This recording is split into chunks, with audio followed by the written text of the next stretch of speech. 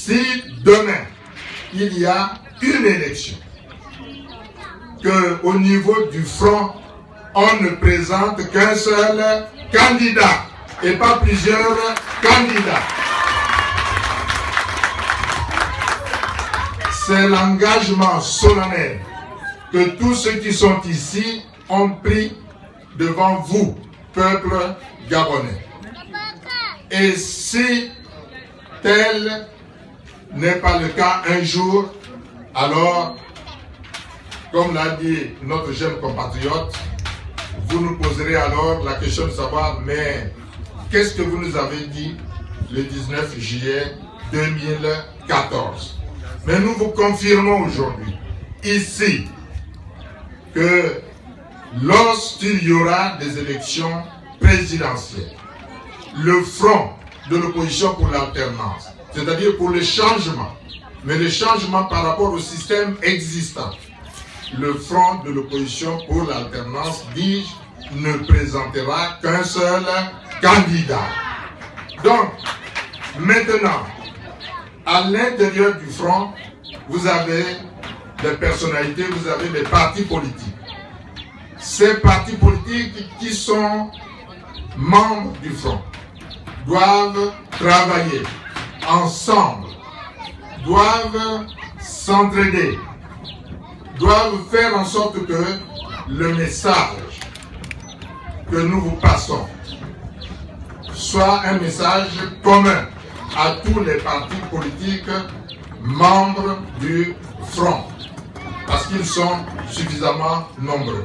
Il n'y a pas à faire des querelles entre vous. Vous êtes là pour conjuguer vos efforts pour que nous arrivions à l'objectif de changement, à l'objectif d'alternance. Maintenant, au-delà de cet objectif, il y a la situation du pays que vous connaissez tous sur le plan économique et sur le plan social. Vous savez tous que le pays est malade. Il est malade. Il est même très malade. Regardez tout ce qu'il y a aujourd'hui comme grève. Les grèves qui maintenant prennent toute l'administration, qui prennent le secteur privé et qui bloquent le pays. Aujourd'hui, si vous allez dans les ministères et tout cela, vous n'êtes plus à mesure de trouver des gens qui travaillent et qui sont à mesure justement de faire fonctionner notre pays. Dans le secteur privé, c'est la même chose. Pourquoi? Mais parce que le pays est mal géré. Il y a la malgouvernance. C'est ça la réalité. Tenez, on prend un exemple sur le plan social. Nous voyons ici des maisons qui ont été cassées. Parce qu'on a dit qu'on devait vous faire une belle route pour sortir jusqu'à Bessieux. Est-ce que vous avez cette route aujourd'hui? Voilà l'état dans lequel se trouve votre quartier. Et ça, ce sont des fausses promesses. C'est un pouvoir qui ne sait pas respecter ses engagements. Et de fausses promesses de cette nature-là, il y en a partout. Ce n'est pas seulement au quartier ici, Carrefour Léomba. Vous allez dans d'autres quartiers, vous allez sur la nationale, et bien de toute façon, depuis que là-bas on a cassé, c'est exactement la même chose. Et des exemples comme ça, il y en a plein à Libreville et il y en a aussi naturellement à l'intérieur du pays. Sur le plan, par exemple, économique. Mais quand on ne réalise pas, justement, par exemple, cette route, mais entre autres, c'est parce qu'il n'y a pas d'argent, parce que justement le pays est mal géré. Mais au lieu d'abord de s'occuper de votre route et des autres routes, des inondations et autres, on va nous faire ce qu'on appelle la marina, au bord de mer là-bas. Vous voyez tout un tas de sable. Et tenez-vous bien, ce sont des sommes énormes en centaines de milliards. Ce sont eux-mêmes qui ont donné d'ailleurs l'estimation.